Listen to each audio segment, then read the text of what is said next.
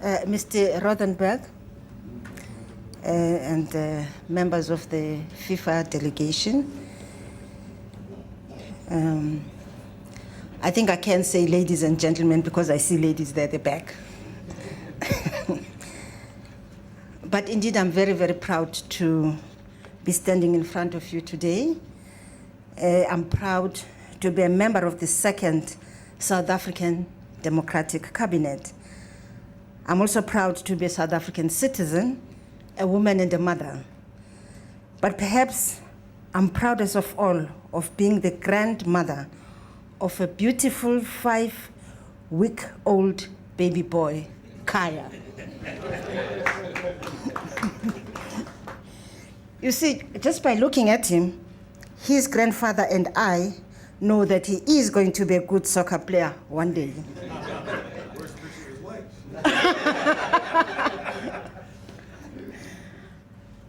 I'll be so proud to describe to him this day in years to come, when he is old enough to understand the full significance of our young democracy, making this bid to host the World Cup soccer competition. South Africa has some of the most sophisticated medical services in the world. It has 165,000 hospital beds, 3.9 per thousand population. This is comparable indeed with most European countries. Many of these beds are serviced by specialists. For example, Gauteng alone has 17 MRI scanners, more per thousand population than either the UK or Germany. Your entire touring party, indeed the whole FIFA football family, will be in safe hands. South African training of health professionals is highly regarded. This is obviously very pleasing, though sometimes it does give problems that a number of countries, including UK, the United States, Canada, Australia, and Saudi Arabia, have been actively recruiting South African trained doctors and nurses, and dentists as well, for whose training South Africa has paid. Nevertheless, there are still more than 29,000 medical practitioners in our country and large numbers of other health professionals registered in South Africa. More than 2,000 of these doctors are registered specialists.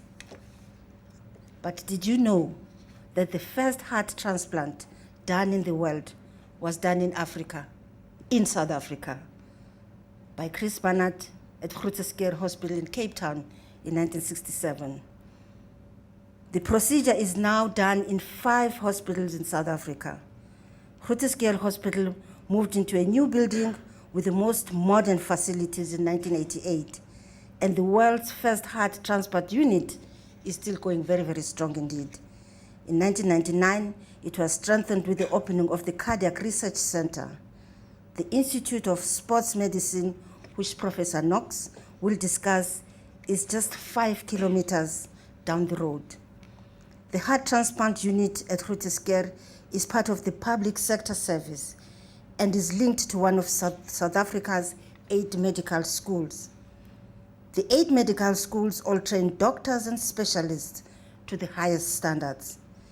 There is a remarkably good correlation between the location of these medical schools and the location of the 9 stadia already available for the World Cup. In addition to the comprehensive network of public sector clinics and hospitals, South Africa also has a large private health sector. There are 178 private hospitals and about 15,000 private general practitioners. More than 80% of the private hospitals are owned by and run by companies that are listed on the Johannesburg Stock Exchange. Any visitors and tourists who take out health insurance, and of course this is recommended, have access to these private hospitals as well as to the public facilities.